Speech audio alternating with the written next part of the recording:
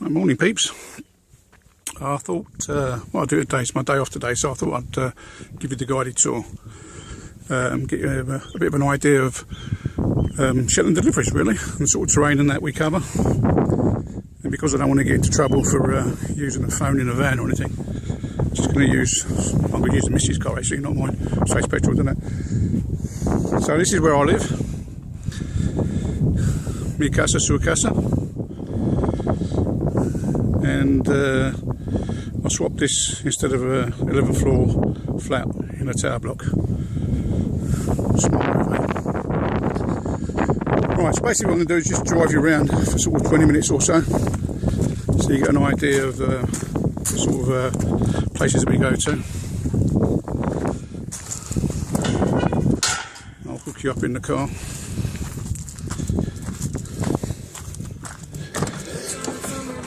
Yeah, you're going to have to put up with my playlist as well, sorry about that.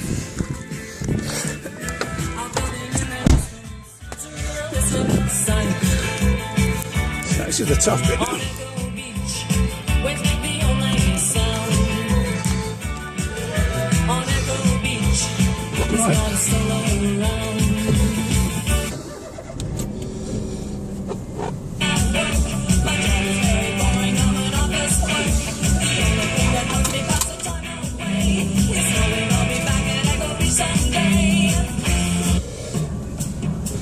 Right, let's sort out some tunes.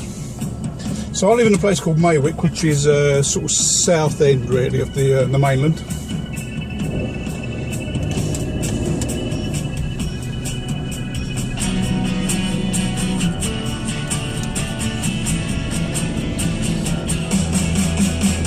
And like most of the places that we cover, it's single track. So it's about 2 miles to the end of the road. I won't keep boring you with lots of information and dead end roads and things like that. Just keep to the main bits, the important bits. So obviously I had a delivery yesterday because I'm a smart guy, and when I first moved in I thought about how far away the van would be from where the front door was. So that's when you can have the delivery.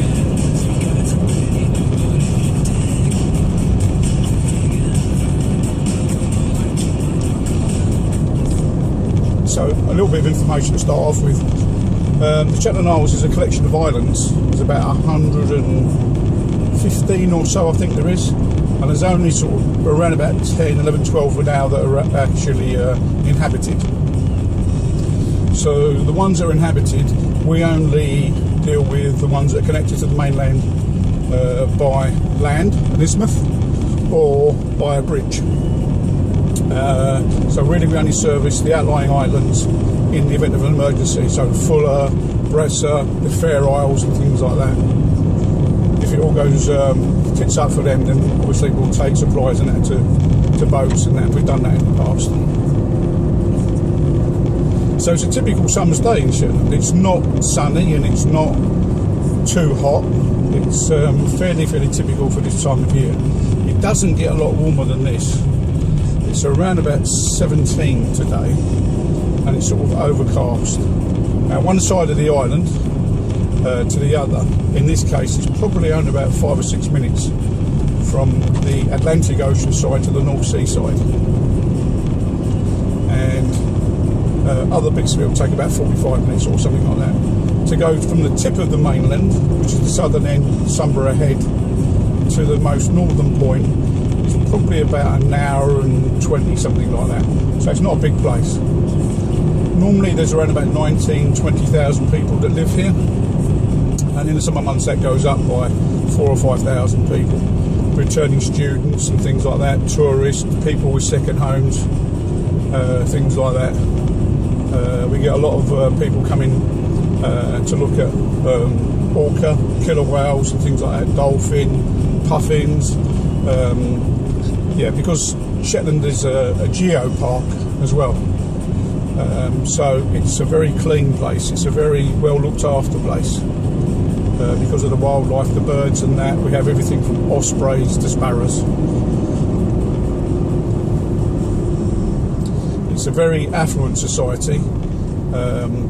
It's a very wealthy society, purely based upon the oil and gas money that are here. It's here, the fishing industries and farming, which are the main sort of source of income, really. So, average salaries here are a lot higher than on the Scottish mainland and in the rest of the UK. We also have virtually zero crime. It tends to be related to drink and drugs and things like that, and it tends to be mostly the itinerant workers and things like that, people that work on the rigs and on the ancillary services and things like that. Occasionally the locals go a bit overboard with the alcohol, but they do like to drink anyway, so it's not something they would get violent with or anything else like that either. Unemployment is almost zero as well. If you live in Shetland, unless you are physically incapable of working for whatever reason, then chances are you will be working. It's just that sort of society where people are brought up to fend for themselves and to look after one another. So the extended family thing here works really well. Gran and granddad will look after the kids after school and things like that. Mum and dad are working, and invariably they are. Likewise, most people own their own homes here. The average price is probably anything between sort of, I'm guessing now, but 130 odd thousand up to $500,000 and things like that. There is social housing available, and that tends to be quite cheap rents as well. Around about £300 a month, something like that. And that's done through the local authority and through the local housing association as well. Most of the builds that they do tend to be Nordic style. It tends to be wooden houses and things like that. So this is actually where I made my very first delivery in Shetland, this little white corner house here. It's where I made my very, very first delivery. And I was early, and I saw this sign that said St Ninians Isle, this little brown sign here. And then I saw the sign behind which said to the beach. And I was like, okay, I'm intrigued now. So I came around the corner.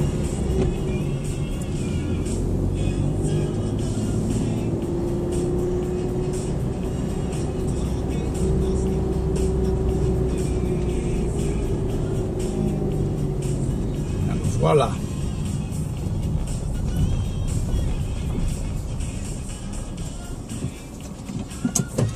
And you can see why I fell in love with the place straight away. So this is St Ninians, and St Ninians Isle is off to the right, and there was a lot of gold and silver treasure found back in the 50s, which is now sitting inside the British Museum, because the young kid that found it decided to give it up. Not something I would have done. So we're actually facing south at the moment, and summer months, as it is now, surprisingly, the beach is fairly empty. You get a lot of tourists bringing their caravan and things like that down. And the reason that it's still quite empty, even though it's the school holidays and things like that, is because the water's freezing. Just around the corner is the Arctic Ocean, and it feeds straight into here. So whereas it might look lovely and blue, and you'd want to go for a quick dip, the moment you put your toe into it, you realise what a big mistake you've made. Okay, so what I'm going to do now is I'm going to go back, and we're going to go back along the Bigton Mile. It's called Bigton Flat Mile, and I'll take you up to Screwsbury that way. But for the meantime, I'll just put you on pause. So I'm coming to the end of the Bigton Flat Mile.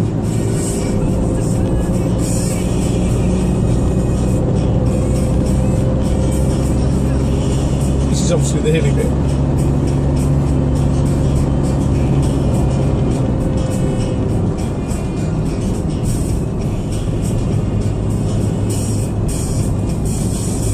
Most people have either live by the sea or have a sea view, or if If they don't, then they've got a lock on their doorstep and things like that.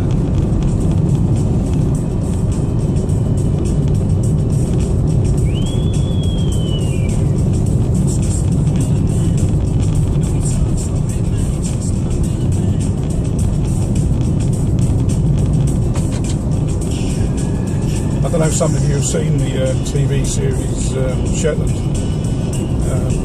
but it's nothing like that. We haven't had a murder here since 1967, and that was some farmer who decided to blow his wife away because she hadn't cooked his Sunday dinner properly. So this is what we do on single track roads, just pull over to the side in one of the passing places and let people through.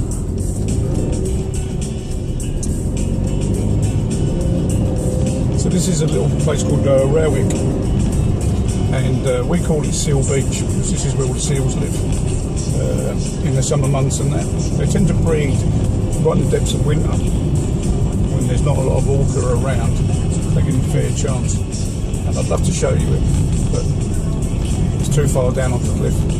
The sand over there is Scoresborough Sands. Just put in here a second.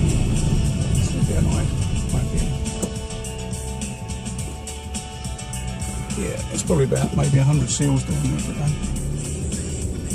I'll take a snap for you later. Yeah, so Scoresborough Sands. And just beyond it is Spiggy Lock. And that tends to be where the osprey hang around. They usually come for 2 or 3 days at a time, which is a bit weird because ospreys like to hang around in trees, and Shetland is famous for having no trees. We don't have foxes either, or rats, to be perfectly honest. There's a few things we haven't got: McDonald's, Starbucks, any major franchise basically we don't have. The local authority doesn't allow it. If it competes with local businesses, it just doesn't happen because locals take precedent every single time. Now this is my neighbour's new house. She's just been having it built right above Scoresborough Sands. So she's moving from where I live to this place on the right hand side there, right above the beach. There we go. Everybody waves. So she's hoping to be in there next month sometime. And that's the other thing about it, because of family, things like that, people here have access to lots of land within the family, so they're not paying for land in the first place. It's usually given with birthdays or weddings and things like that. So there's no land cost, it's just the building costs. And being only 19,000 people here, it tends to be that everybody mucks in and helps out within the family, so it reduces the cost of the actual build itself, so it all works out. I'm going to put you on pause again because it's not that exciting for the next mile or two. I've got them meeting tractors obviously on the road, so I'll put you on pause and we'll meet up the other side of Don Rosnes.